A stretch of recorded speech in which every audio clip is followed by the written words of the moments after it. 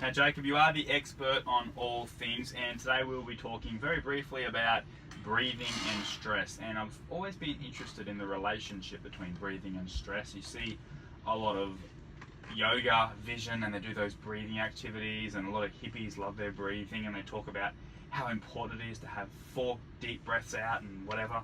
And you're telling me now off air that there are 175 brain cells that spy on your breath and alter your state of mind. Tell us a little bit more about that. Yeah, so I came across this research yesterday, actually scrolling through Facebook, and it was on Dave Asprey's page, who's the guy behind the Bulletproof Coffee. And then I went in to try and find a bit more information, because I thought it's got to be a bit more to it than just what you read on Facebook. And it was in the journal Science. And it stated that there are scientists have found that there are 175 neurons in the brain which actually spy on the breath, which are able to alter the brain, and so they can calm you down or they can excite you. Very, very interesting stuff. I'm so fascinated by the brain. I mean, you hear all about placebo stories, and I suppose people, everyday humans, achieving incredible feats based on the fight or flight response, or people, I know there's those that have been incarcerated and locked up for a period of time, and they've learnt new skills just by drumming it over and over again in their brain, even though they haven't actually done the skill. And is the human brain still very untapped? This is something that you would know a lot more than I about. Is there still so much more potential in unlocking the power of the human brain? Oh yeah, definitely. The brain, as everyone says all the time, is the world's most super computer. It's amazing what the brain can do.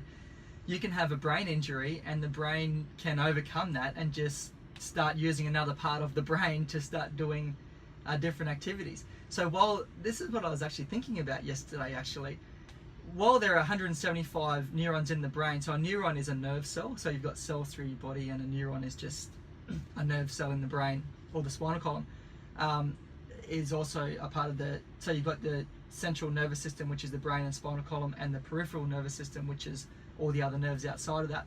So you've got these neurons, which are your nerve cells in the brain, and then I actually think that what I wouldn't be surprised about is that those 175 neurons could be replaced by different neurons if something was to happen to them. So if you had a brain injury, that another part of the brain could take over for that and start looking into the breathing and alter your state of mind as a result. I read an article a couple of years ago about former AFL player Mitch Morton, and he was talking about how he didn't get the best football out of himself when he was playing at West Coast and Richmond, because he put so much pressure on himself to perform, and it got to the stage where he was just about throwing up in his car on the way to training, such were the expectations and the nerves that he had and impressing the right person. And it's what I'm sure would be a common issue for those playing in the AFL, or even most standards of football really, when they're on the periphery of senior selection and they take their football very serious, and it can have a detrimental effect, that's for sure. And it just got me thinking that must be a common thing. So maybe not to that extreme, but certainly to some extent. I mean, if you're on the best 22, playing a good game might keep you in the side for a couple more weeks, and playing a couple of bad games might end up getting you delisted by the end of the season, which of course has the financial ramifications, your dreams almost out the window, and it's really serious stuff. So my question to you, Jacob, do you think that side of football, the psychology side, do you think we'll see, as the years progress and people are more open to that side of thing, do you think we'll see more money and resources poured into that area, where suddenly a sports psychologist and a top-ranked sports psychologist that can do this and that would just about be the most in-demand people at sporting clubs? Oh, look, a lot of athletes can do it themselves now. So yeah, it may be that there's a greater demand for psychologists to do this sort of thing, but athletes can go ahead and do it off their own back right now. So Maverick Vella, who was at Gold Coast Suns, moved to St Kilda now. He started doing meditating and concentrating on his breathing and that sort of thing, but essentially meditating when he was trying to get into the Gold Coast Suns side, and he was struggling to get in and stay in and that kind of thing. And now it's just a part of his everyday routine. So you'll see him before a game meditating. He'll meditate at home, during the week. So meditation for him has become very important, and I believe he attributed a lot of his success in terms of him getting regular games now at St Kilda to that meditation. So it seems that yogis have known something that maybe all the rest of us haven't for a very long time, in that meditation can actually really benefit you, and that you know, that now there's science to prove, you know, people have always sort of known that breathing helps to relax you, and you know, when someone's feeling angry, you know, you do it as a teacher, you're working with kids and a child's getting angry, you say take a deep breath, you know, or take 3 deep breaths or whatever it might be, and it kind of relaxes you. And you can control your heart rate too with breathing. But yeah, now there's actually science to go with that and say, well, there's actually these 175 neurons which are spying in on your breath to determine, you know, are you breathing in an excited state? Does that mean we need to activate your flight or fight experience, you know, response? Or are you breathing in a normal rate, or are you breathing at a very slow, relaxed rate? Does that mean we can sort of switch off our, you know, adrenal glands and stuff like that, which kind of help, which release cortisol, which is a stress hormone, and stuff like that. All the different things that go on in the body. Really interesting stuff. You did mention Maverick Weller's story, and that's a fascinating read. I think that article came out maybe last year or the year before, and yeah, very fascinating. One of the better football stories I've read for a little while. And speaking about another athlete that I'm quite fond of, Conor McGregor, he's another one that uses visualization and all those techniques that are probably foreign to a lot of fighters. I mean, there's still that stigma about meditating, and say what you want, if I walked into any football club, the majority of country football clubs, laid out my little hippie mat and sat down and started meditating in the change rooms, they'd think that I'm a bit of a Fruit Loop. So yeah, I mean, there's still a little bit out of the public eye, all that meditation stuff, but I think the more we see elite athletes doing it, the more we might see it filtered down to lower standards and lower leagues and all that sort of stuff. But do you believe in visualization? I mean, and what is there more to it than that? Do you literally just sit there and calm yourself and think about these outcomes and feel the good emotions? I mean, there's a lot of talk about the law of attraction, and a lot of people, I suppose, have marketed different books about the law of attraction to their advantage, and a lot of it is a little bit sensationalized, and you're not too sure exactly what to take of it. Some people swear by it, of course. Have you ever used it in your personal life, and do you think that it works? Oh, definitely. Yeah, I've definitely used it, and I, you know, believe that visualization works, because what's happening is when you visualize something happening, well, you're reducing the anxiety. Anxiety is a fear of, often unwarranted fear of something in the future happening. So when you visualize, you're actually putting yourself into that position in the future, so it becomes more familiar when you do experience that that event. But what's happening actually inside you is that the neural pathways are being activated. So when you visualize doing something, all the pathways in the nervous system are actually being activated as if you were doing it. And there was this interesting research, and this was a long time ago, I came across this, and I can't remember where I found it or what it was in, but it was stating, so someone was doing a bench press, for example. They had different groups doing bench press, and they were looking at their strength improvements. And the group only simply just visualized it. They just sat there and thought about doing bench press. Then there was a second group who just did the bench press, but they didn't actually think about it. They didn't visualize it. And then a third group who both did the bench press and thought about it. And it was something along the, I can't remember exactly, but it was something along the lines of the group who simply just thought about it had a 5% increase in their strength. They didn't do any bench press, but they improved their bench press scores by 5%. Then the group who did the bench press, I believe they had an improvement of 15%. And then the group who thought about it and did the bench press had an improvement of 20%.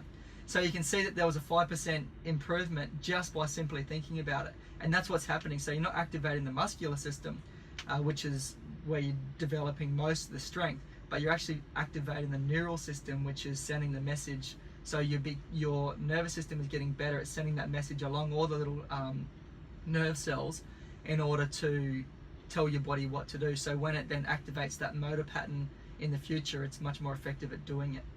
I certainly believe it to a certain extent, but there's some massive claims out there by these law of attraction gurus, and I mean, you can't blame their messages for rubbing people up the wrong way when they say stuff like, well, if you want the life of your dreams, if you want to be a millionaire, just envision it. And I do think that the success behind most people lies with a vision. Normally those that just go with the flow and do whatever may not achieve as much as someone who has a goal or has a very clear successful vision in their mind. But if I wanted to manifest, as they like to call it, $1 million, how would I go about doing that? I mean, it's not as easy as me just sitting here and saying, I want $1 million.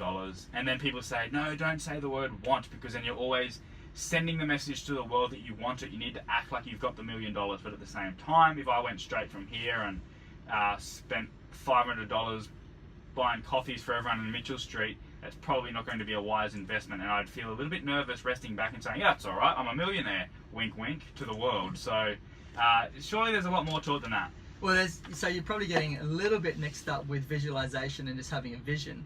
So I'm talking about a visualization where you're actually activating the neural system. Having a vision and, you know, manifesting something is a little bit different, and there's no science to back it up. But there's certainly a lot of case studies out there of people saying this is what happened. And I'll tell you what I believe is a very interesting story. So I was listening to a podcast from a guy called James Wedmore on manifestation. And I thought to myself, oh, come on, I've heard so much about this. Let's put this to the test.